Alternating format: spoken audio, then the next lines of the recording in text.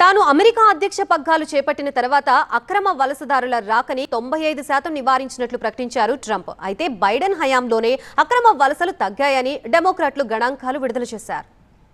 అక్రమ వలసలపై అమెరికా అధ్యక్షుడు ట్రంప్ కీలక వ్యాఖ్యలు చేశారు. తాను అధికారం చేపట్టాక అమెరికా మెక్సికో సరిహద్దుల్లో అక్రమ వలసలు భారీగా తగ్గినట్లు ప్రకటించారు. కఠినమైన ఇమ్మిగ్రేషన్ విధానాలతో ఫిబ్రవరిలో అక్రమ వలసల సంఖ్య చరిత్రలోనే అతి తక్కువ స్థాయికి చేరిందన్నారు ట్రంప్.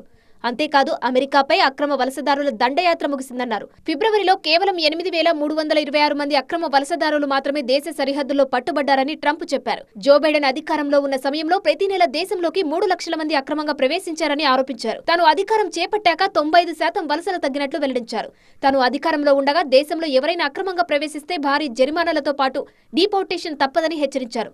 అయితే డెమోక్రటిక్ పార్టీ నేతలు ట్రంప్ స్టేట్మెంట్ ను తప్పుపడుతున్నారు. బైడెన్ అధికారంలో ఉన్న చివరి వారంలో దాదాపు 20,086 మంది అక్రమ వలసదారులను గుర్తించినట్లు తెలిపారు.